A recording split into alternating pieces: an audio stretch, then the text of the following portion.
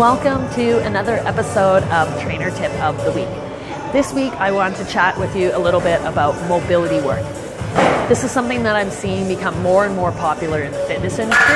And while I think that's absolutely fantastic because more and more of us are getting stuck in sedentary type jobs, at like a desk where we're, getting hunched over and creating these muscle imbalances, which then if I'm moving around and being active, I'm actually putting more wear and tear on my joints.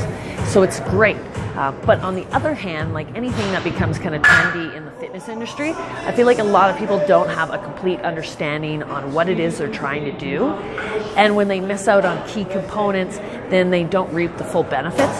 And you can actually leave yourself more prone to injury and pain. So what I wanted to chat with about mobility work is about a specific rule that I've been implementing with myself and my clients.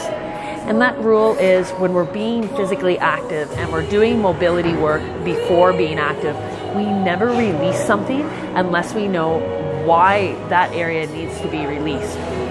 So I'll give you a quick example. Let's say my hip flexor, right? It's tight.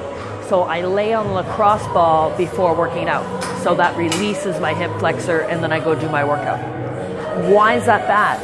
Well, what I've come to find is majority of the time when something's tight, it's tight for a reason. So if that hip flexor is chronically tight, maybe it is compensating for your glute max. Your glute max is inhibited. It's not firing. It's not working. So when I release that hip flexor, I do feel a little bit better mobility-wise, but now I've taken away the stability that I had in that hip. So as I'm doing my workout, say maybe I'm running, I might find that my body's trying to find stability somewhere and it's doing kind of funky stuff.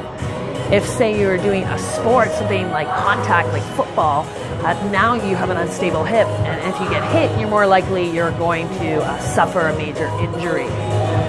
So what I do with my clients is something called neurokinetic therapy. So that's where I do some manual muscle testing, and I find dysfunctional movement patterns. So I find muscles that are compensating for other muscles, say that tight hip flexor for that inhibited glute max.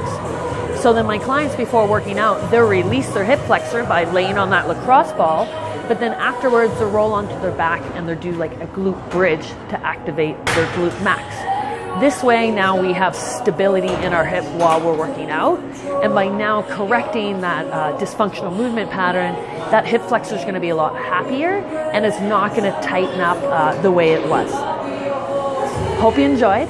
See you in the next episode of Trainer Tip of the Week.